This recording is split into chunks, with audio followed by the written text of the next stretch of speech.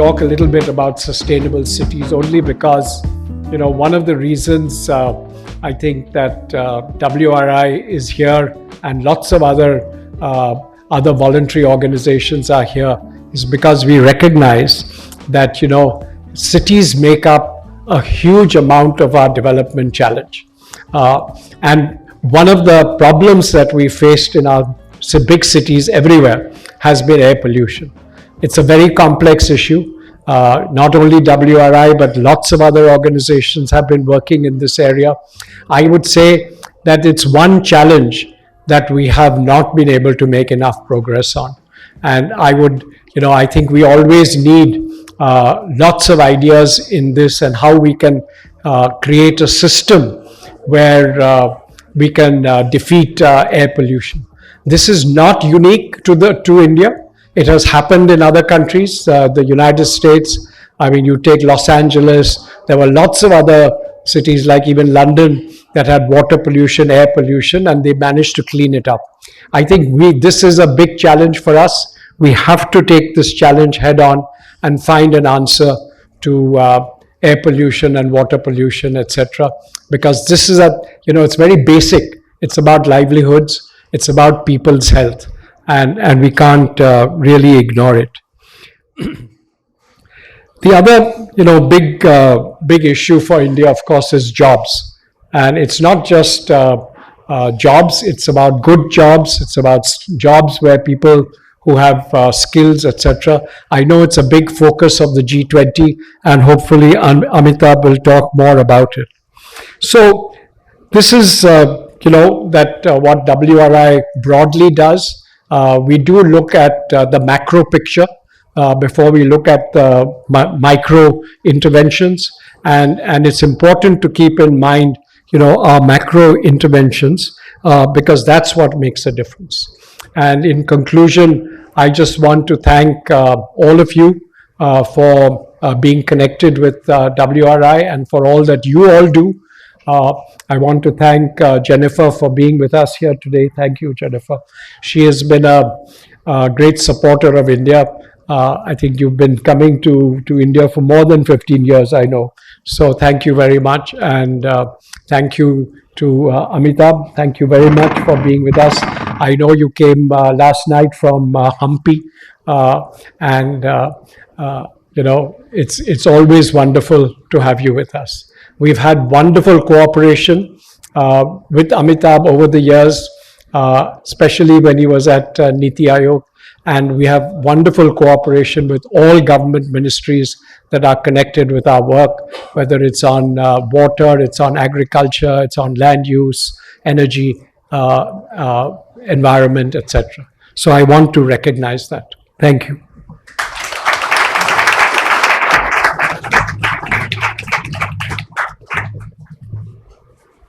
Now I welcome Shri Amitabh Kant, G20 Sherpa of India during its presidency. Amitabh Kant need no introduction. His vision and charismatic leadership have taken...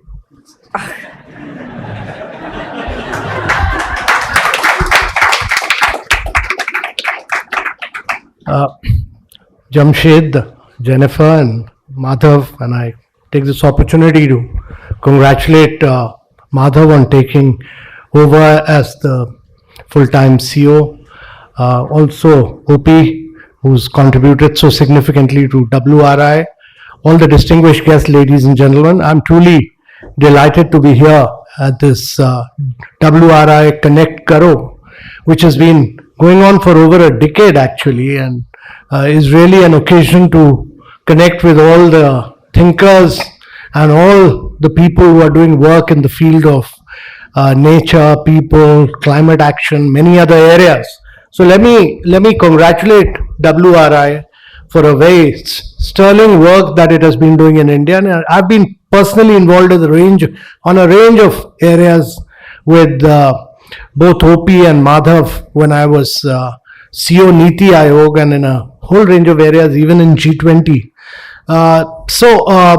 First of all, congratulations WRI, because under the leadership of Jamshed, and it's a real pleasure interacting with Jamshed because he's one of those private sector entrepreneurs who's always thought ahead of his time. He's always thought big, extremely progressive, forward-thinking person on all issues which will impinge us in due course. So, first of all, let me say that India as a country occupies just 1.3% of the total carbon space available. We are logically entitled on a per capita income to occupy about 17.5% of the carbon space. We occupy only 1.3%. But the way we are going to urbanize, the way we are going to industrialize, we will become the third biggest carbon emitter in the world in due course, and we will become the largest emitter in due course. And it's important that India as a country, both from a perspective of climate action and from the perspective of technologically leapfrogging, it's very important that we make substantial difference as far as action on climate front is concerned. It's also important to understand that renewables are important. But even if you were to do 100% renewable, 100%, if all your electricity was to go renewable, and we've done very well, we've done 175 gigawatt of renewable energy, which is, we achieved our NDC target 9 years ahead of schedule. What we had to achieve in 2030, we achieved in 2021. We are the only G20 country in the climate change performance index, only G20 country. So while other countries have been talking about it, and the Western world in particular has been talking about it, India has actually been delivering. And we are way ahead. But irrespective of that, India must become the first country in the world to industrialize without carbonizing. And this, to my mind, is important because India must leapfrog very substantially in this. But even if we were to do 100% renewable, electricity is only 20% of our energy. It's very important to understand this. So 100% electricity going renewable is just 20% of your energy. The balance 80% of your energy is all hard to abate sectors. That's refinery, that's steel, that's cement, that's long distance transport, that's fertilizer. So the important thing is that we must be able to decarbonize all hard to abate sectors, and that's very critical. That's critical because we import, India as a country imports about 180 to 200 billion worth of fossil fuel energy. What the Prime Minister has said is that by the time we become 100, in 2047, we must become an exporter of energy, not an importer of energy, but an exporter of energy. Because the world is transitioning. Everyone is going through a technological shift. And if you take leadership position in energy, you will be way ahead of others and you will actually become an exporter. And the reason why you will become an exporter is because India is climatically blessed. India is climatically blessed. No other country other than Saudi Arabia has that kind of climatic conditions which India has, number one. Number two, India's private sector entrepreneurship is top class, really top class. What they've delivered is really top class and they are capable of doing it. Now, so what India needs to do is get onto this business of speeding up renewables but simultaneously decarbonizing hard to abate sectors.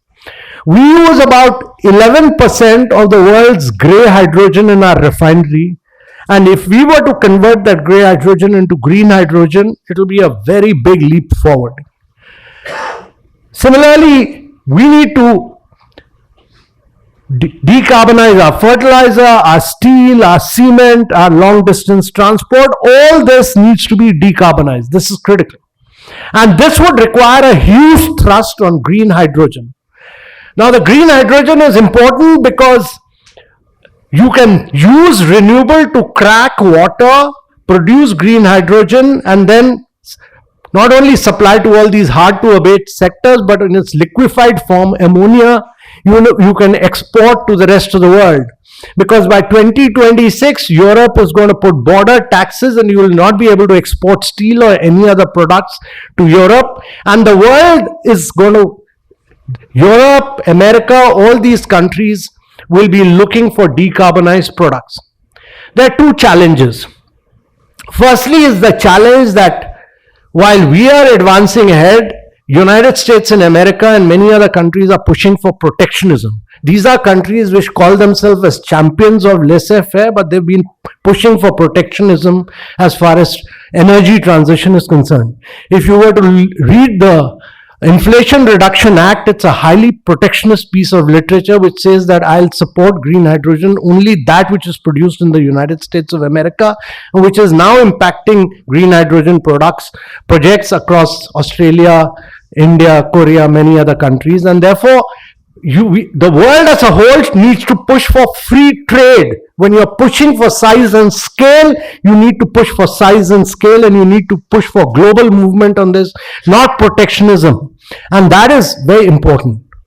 Number two is that it's important that while India has the ambition, and we've not carbonized the world has been carbonized when the Western world was urbanizing, when the Western world was manufacturing.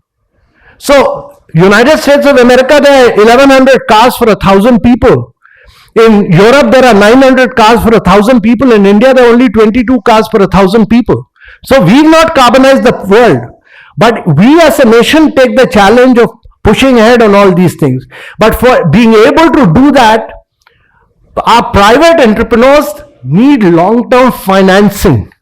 Now, long-term financing is necessary because your projects will have to be long-term. You need projects of 25, 30 years to do green hydrogen. And you don't have lending of more than 3 to 4 years available, and you don't have large-scale lending. Now, the multilateral institutions are designed for poverty alleviation post-World War II. They are not designed for climate action. They were post-World War II institutions, post-Bretton Woods period institutions. They are not designed for climate action at all. And therefore, they all do direct lending. They do not do indirect lending. There is also no shortage of capital. There's $350 trillion available in the world through private sector. $150 trillion is available with institutional lenders and pension funds. But they need de-risking, because the risks of developed world is you get interest at 2%, in India you get at 8%, Africa you get at 16%, sub-Saharan countries you get at 22% because there are different risks. But if you look around the world, you'll find that the emerging markets are growing at a faster rate than the developed world. The developed world has peaked, it has polluted the world, its growth is coming down. Emerging markets, the demographics are young. Very young demographics in Asia and in Africa, their growth is going up. So the growth is going up. But the international financial architecture is such that the resources are going from developing world to the developed world. The developed world is causing inflation and is raising interest rates and leading to resources flowing from developing world to the developed world. It has to be, as the IMF has rightly said, resources need to flow from the developed world to the developing world to enhance acceleration of pace of growth in emerging markets. And acceleration of growth means that the growth which is very climate friendly, which is decarbonized growth, and where resources flow for climate action. And that would require lending multilateral institutions to lend for climate action using instruments like MIGA for blended finance, for first loss guarantees, for credit enhancement. All this is very, very critical. Because without that, you will not be able to do foreign exchange fluctuations on a long-term basis, to be able to do long-term funding, and to get into long-term cutting-edge technology. You need cutting-edge technology for renewable, for green hydrogen. You need it for transportation so that emerging markets can make a quantum jump forward. Our entrepreneurs are good enough to go and get technology, but they need long-term resources, and that is critical. That is critical. And to my mind, I think India is on the right path because we've made radical shift in renewables by achieving 175 gigawatt. This has been achieved by policy framework, but this has been delivered by the private sector of India, which has been very dynamic. And I'm absolutely sure that India's private sector will also deliver on green hydrogen. The cost of green hydrogen right now is about $4.5 per kilogram. The challenge is to bring it by 2030 to $1 per kilogram. $1 per kilogram means that you need to build size and scale, you need to do electrolyzer manufacturing, you need to push for greater renewables, all this. And private sector is doing this. They are pushing for pump storage in a very big way, which means that you won't be dependent then on nickel, cobalt and ilmenite. But you can then, your pump storage gives you the advantage because you're a large country. Pump storage gives you the time span of about 100 years and is 40% cheaper than battery storage. And that is what I think the attempt in India is to how do you become the cheapest cost producer of green hydrogen for many of our hard to abate sector, but also become a key exporter in due course. Some of the points made here are very critical, and that is that India process of urbanization has just begun. And in the next 5 to 6 decades, we'll see 500 million Indians getting into the process of urbanization. 500 million means that you have to create 2 Americas. And when that happens, we should not make the same mistake which United States made. They made cities for cars, not for people. We need to create cities for people. You need the urban planning has to be compact. It has to be dense. It has to be walk to work. And it has to be based around public transportation. So I agree with everything which Jamshed said about public transportation. Public transportation has to be the basis of everything. But I don't agree with this philosophy of giving everything free to people. You know, the minute you give things free, people will not realize the value. You can charge low price for small distance travel, higher price costing for long distance transport, but everybody must pay. Indians must learn to pay. Because as it is, your road transport are the worst managed. They are not financially well managed. They are all bankrupt. And if you don't charge people, and if Indians don't pay for infrastructure, for their own cities' infrastructure, all of us must pay for our cities' infrastructure to ensure world-class infrastructure. And that's a responsibility all of us must take. All of us must take for this because in the long run we must build top-class cities. And this public transportation, look around all cities. We need to move towards electric transportation. That's why we did this buses of 5,500 buses, all cities had different, all the cities which participated in this tender had different floor sizes. Some had front entries, some had back entries, some had different standards, some had different size. It took us about 110 meetings with 7 cities to get them all together. And all of them agreed. And that's how we were able to get 5,500 buses and reduce the price. Similarly, in the next round, the aim should be 50,000 buses, a lakh of buses to be able to make India the center for electric bus manufacturing. And India has the potential to be the electric bus manufacturing city. And the minute we are able to do this, you will see a difference in our cities. You will see a difference in our cities, and that requires us to do different nature of urban planning. That is, revolve your cities around electric buses.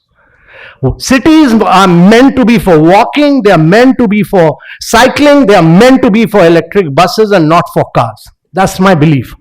Second point which was made was about life, which is very important to my mind because the International Energy Association study has just showed that by simply changing lifestyles, we can save about 20% of the energy, 20% energy. Lifestyles, because you go across to New York, you'll see all buildings lights are on. All buildings lights are on. Taps are on in many other cities. So simply changing lifestyles for a better world of tomorrow will make a difference. So my belief is that India must take leadership position. Technologically, this is an area where we must leapfrog. We must become the champion of climate action. We must become the champion of energy transition. We must become a champion of green hydrogen. We must become a champion of public transportation. We must, and that is how we will provide a better life to our citizens for the future. And that the better life for our citizens means that the challenge today is that the world may survive, but all of us as human beings will go extinct by 2050. That is the challenge before the world, and it's the biggest challenge confronting the world today. If you have to ensure that human beings survive, we need all to take radical measures, and India must be in the leadership position. Thank you very much.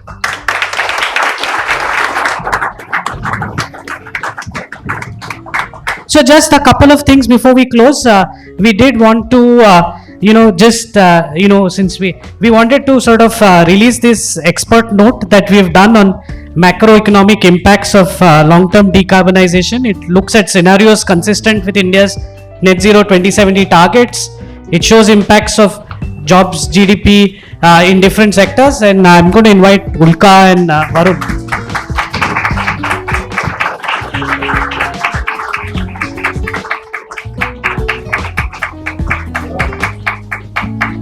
One last announcement, and this is to announce the launch of the Accelerator for Clean Air Actions, ACAS.